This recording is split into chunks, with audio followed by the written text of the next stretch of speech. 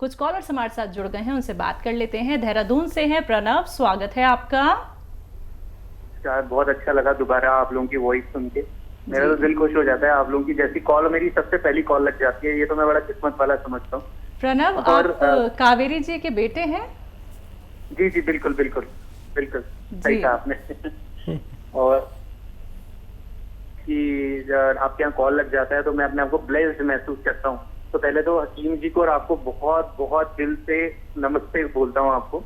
और मेरे 2 से 3 सवाल हैं। पहला सवाल मेरा एक नोन है उनके बारे में है। एक भैया है मोहित, उनका 28 ईयर्स एज है। तो उनको प्रॉब्लम यह है कि मॉर्निंग में वो कुछ भी खाते हैं, पानी भी पी, वो बाहर आ जाता है। जबकि उनके टेस्ट काफी हो चुके हैं, सब कुछ है, लीवर भी ओके है, पता नहीं क्या इशू है। उनको भूख नहीं लगती और जो भी वो खाएंगे वो रिटर्न आ जाता है मुंह से वापस। और कभी कभी खाने का कुछ मन नहीं करता, गुमसुम भी रहते हैं, पतले भी बहुत हैं, शरीर नहीं बना हुआ है। तो ये एक इशू है। और गैस की बहुत दिक्कत होती है, पेट बहुत टाइट हो जाता है उनका।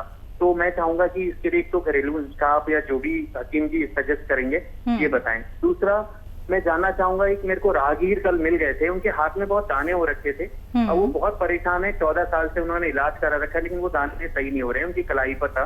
तो मैंने उनको अचानक बोला कि मैं आपको बोलता हूँ कि आप बिल्कुल ठीक हो जाएंगे। मैंने उनका नंबर लिया, तब मैं उनके बारे में कुछ पूछना चाहूंगा। उनकी एज अराउंड है 38 और उनके हाथ में, दोनों हाथ में बहुत सारे दाने हो रखे हैं, वो जल्दी सही नहीं होते हैं। दवाई से सही हो जाते हैं, फिर मोटे मोटे दाने हो जाते हैं। एक तो उसके लिए भी जो भी नुस्खा अगर आप सजेस्ट करें वो बताइए। और तीसरा सबसे लास्ट सवाल, मेरे एक और कोई राहगीर मुझे मिल गए थे, उनके पेट में इन्फेक्शन है, उन्होंने कुछ बाहर का खा लिया होगा, वो इन्फेक्शन जल्दी सही नहीं हो रहा। तो पेट के इन्फेक्शन के लिए कोई अगर घरेलू नुस्खा हो वो भी बताइए। ये 3 सवाल है मेरे। ठीक है जी। हाँ देखिए, आपको और आपकी माता जी को भी मेरा बहुत बहुत आदाब, और शैलजा का भी। हम लोग आपकी बड़ी रेस्पेक्ट करते हैं।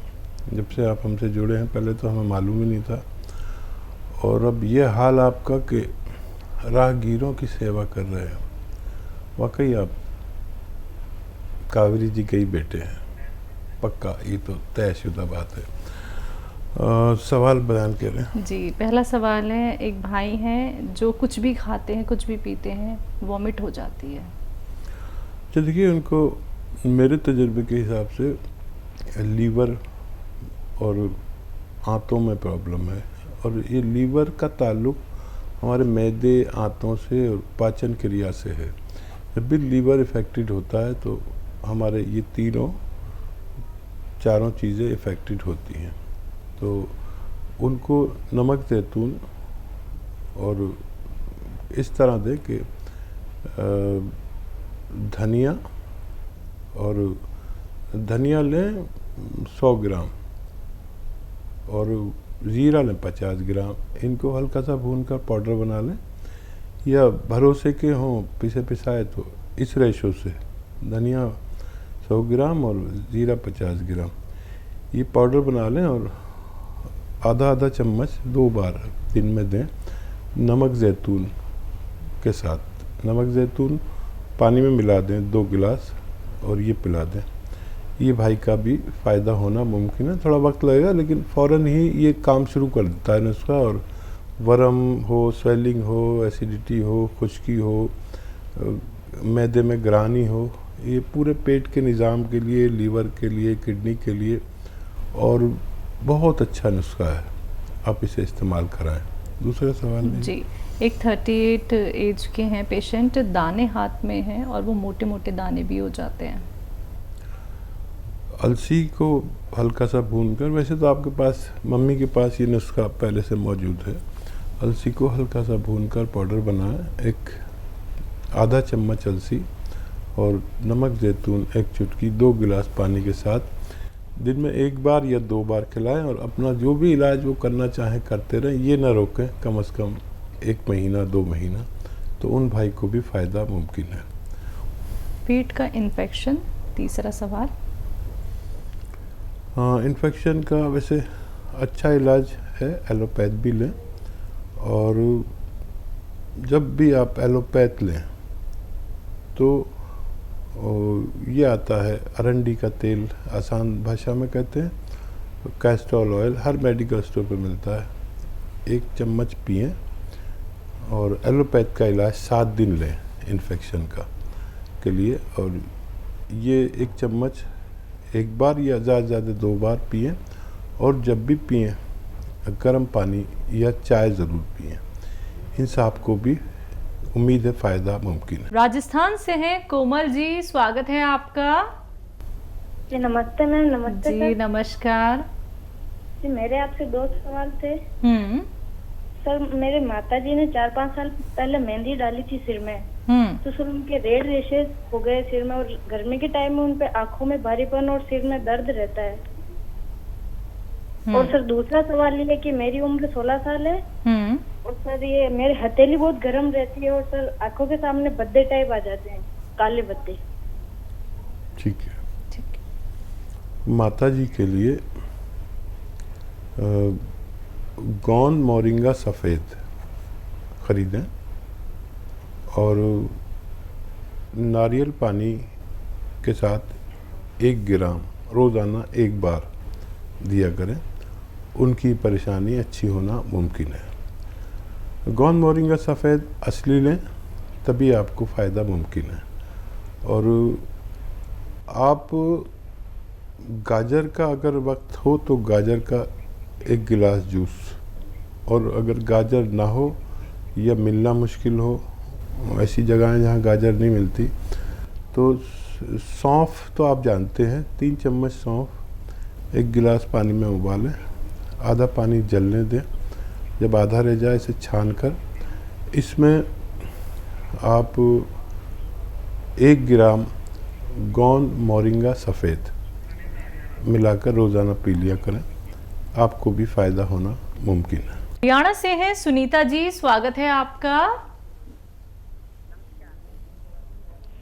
हेलो। नमस्कार जी। नमस्कार मैम। जय हिंद सुनीता जी। मैं हकीम साहब से बात करनी है। बात हो रही है, बताइए। मैंने मेरे बेटे का ना ऑपरेशन होया। नमस्कार जी। कीन साहब जी। हाँ जी, कीन साहब से बात करवाइए। मेरे बेटे का ना पित्ते का ऑपरेशन हुआ है। जी। उनके ना कुछ भी खाते हैं तो पेट में हल्का हल्का दर्द रहता है। पित्ते का ऑपरेशन हुआ था। ठीक है, कब हुआ था? तो आप तो स्कैनिंग करवा के आए, अभी डॉक्टर को नहीं बताई। तो मेरा भी हुआ पित्ते का ऑपरेशन। तो खाना खाते बाद में पेट में दर्द। ठीक है ठीक है। कितना वक्त हो गया ऑपरेट हुए? हाँ जी, हाँ जी। तो मैंने खाना खाते तुरंत लैट्रिन जाने पड़ता मुझे, मेरे मैदे में कोई नुक्स पड़ गया। और मैंने आपके यहाँ से मंगवाया सिरका जी। एक सिरके की बोतल मंगाई, एक आपकी किताब मंगाई है जी। मैम ऑपरेशन को कितना वक्त हो गया है? मेरे ऑपरेशन को तो हो गए 17-18 साल, बेटे का तो अभी 2 साल हो गया। ठीक है। तो हल्का हल्का दर्द रहता है। ठीक है ठीक है। अच्छा देखिए, ये बच्चे को एक आता है बेल का मुरब्बा। बेल का मुरब्बा या पत्थर बेल का मुरब्बा, बेल पत्थर का मुरब्बा, कई तरह से इसको कहते हैं हम यूपी दिल्ली वाले। इंग्लिश में इसे कोवेट कहते हैं। बेल का मुरब्बा तकरीबन 2 इंच का 3 इंच का रोज़ाना बच्चे से कहें वो खा लिया करें। अगर बेल पत्थर अभी आती तो मैं कहता कि बेल पत्थर खाएं, और अगर वो नहीं मिलेगी इस वक्त, मैं समझ सकता हूँ, तो बेल का मुरब्बा रोज़ाना आधा आधा पीस सुबह शाम खिलाएं और पानी पिला दिया करें। ये आपके बच्चे का इलाज है। और आप तो सिरका ले ही रहे हैं, 1 चम्मच पानी में मिला के कभी कभी बच्चे को भी पिलाया करें अपने, यही सिरका। और किताब आप तक पहुंच गई, बहुत धन्यवाद। आप इस्तेमाल करें। और अगर आपको फ़ायदा ना हो, अब बार बार लैट्रिन जाना पड़ता हो आपको अभी भी, तो एक आता है बादाम का गोंद। बादाम का गोंद ये 2 ग्राम पानी में मिलाकर आप पी लिया करिए रोज़ाना 1 बार या 2 बार। बस काफ़ी है आपकी इस तकलीफ़ के लिए, काफ़ी होना चाहिए। ये पंसारी की दुकान पे मिलता है, आप ले सकते हैं। इसमें नकली भी नहीं आता, फिर भी पता तो होना ही चाहिए कैसा होता है। अगले कॉलर हैं हमारे साथ, स्वागत है आपका। नमस्कार मैम। नमस्कार तारावती जी। हाँ नमस्कार नसीमा साहब जी। जय हिंद तारावती की जय।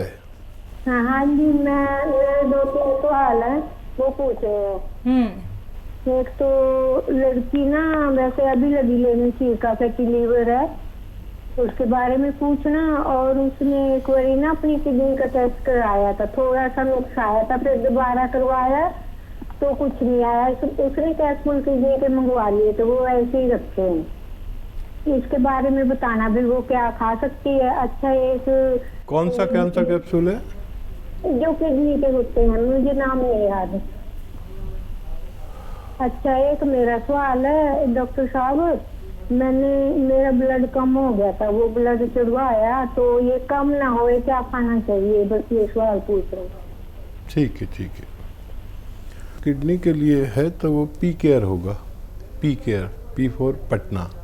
तो वो बच्ची ले सकती है एक बार या 2 बार, एक बार या 2 बार खाने के बाद बच्ची ले सकती है।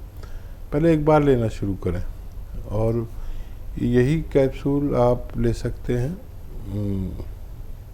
जो एक बार लेना शुरू करें पहले पानी के साथ, खाने से पहले या बाद में, और ज़रूरत पड़े तो 2 बार भी ले सकते हैं।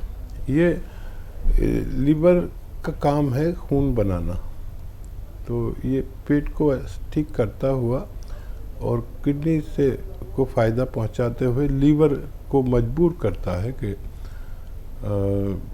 इसको फ़ायदा पहुंचा दे और अपना जो काम दिया गया लीवर को उसको मजबूर करता है कि वो ठीक से काम करे। लीवर जैसे ही हमारा ठीक से काम करता है तो खून बनना शुरू हो जाता है।